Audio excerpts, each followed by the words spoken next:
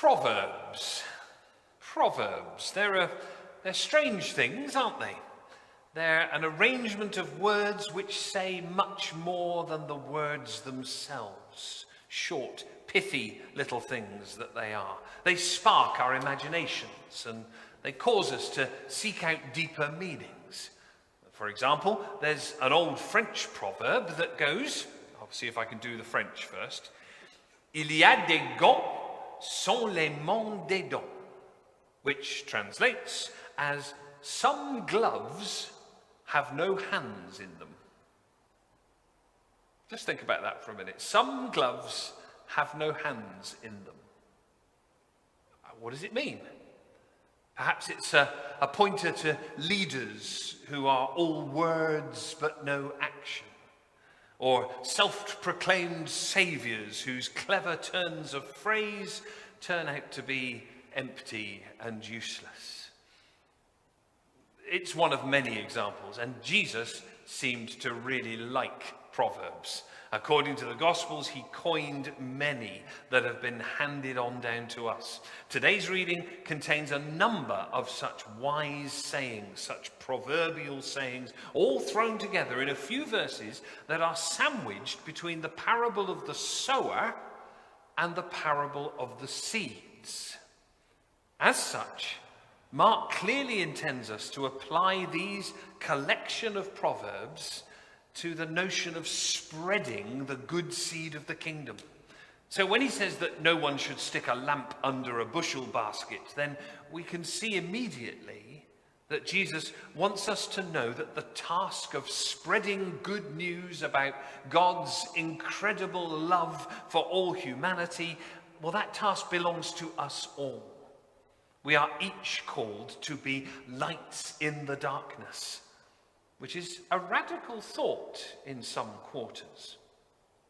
For we human beings have a tendency to let others do the heavy lifting, don't we?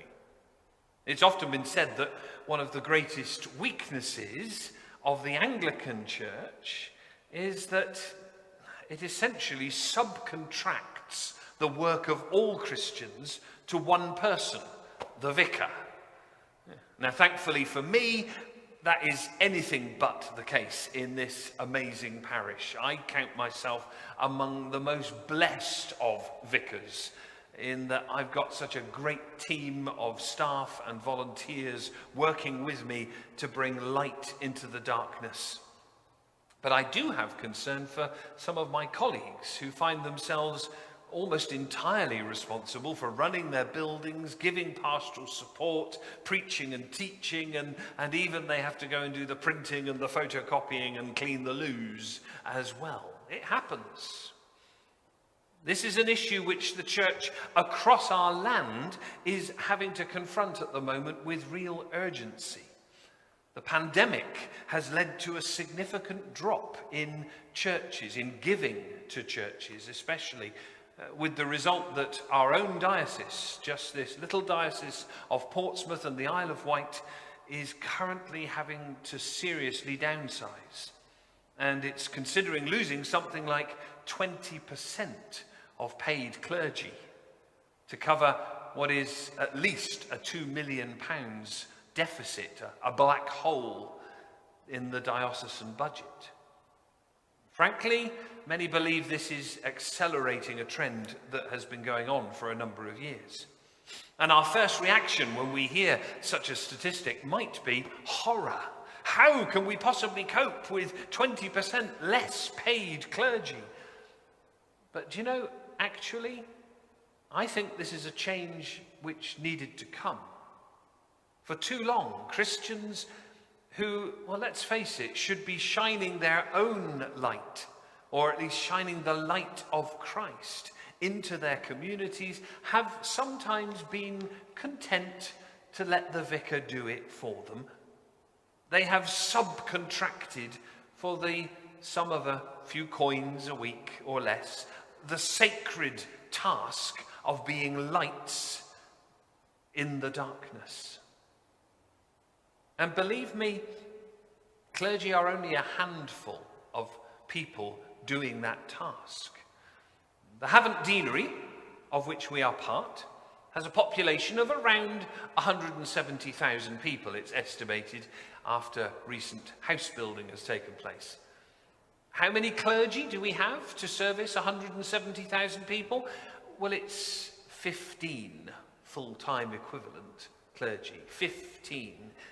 That's one full-time minister to about 11,333 people on average. I got my calculator out for this bit, so you can trust me on these figures. One clergy person to 11,333. Now think about that for a moment. If only 1% of the population of this deanery wanted the personal attention, support, advice, or individual prayers of their vicar each week, that would mean every priest having to cope with 113 individual requests for assistance every week.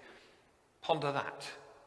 Could you cope with 113 individual requests for support every week, on top of managing a parish, preparing and leading services, writing sermons, and attending to the essential legal paperwork? No, and neither can I. Which is why the work of spreading the seed of the gospel, or sharing the light of Christ, to use that other powerful metaphor, is a task that Jesus gives to every Christian in every place that Christians find themselves. It sounds like a stern command, doesn't it? And in many ways it is. Jesus expects us to take him seriously when he calls us to action. But Jesus offers us a carrot with the stick. Alongside his clear teaching on the responsibility of every Christian to be a light to the world, he offers this. We heard it just now. The measure you give will be the measure you get, and still more will be given to you. Another proverb, another profound proverb, containing the promise that as we give out of our energy, our love, our resources, our prayers to the work of the kingdom, then we will be rewarded in return. What might those rewards look like, you may wonder? Well, of course, one longs for the ultimate reward of heaven, but there are tangible rewards to be had here on earth too. And I'm not talking about Rolls Royces and million-pound mansions. Bear in mind that according to some recent studies, there are an estimated 2.6 billion Christians in the world. If every one of those 2.6 billion Christians used their voice or their pen to speak out against injustice, how much more just would society be? How many more poor Christians, as well as others, would benefit?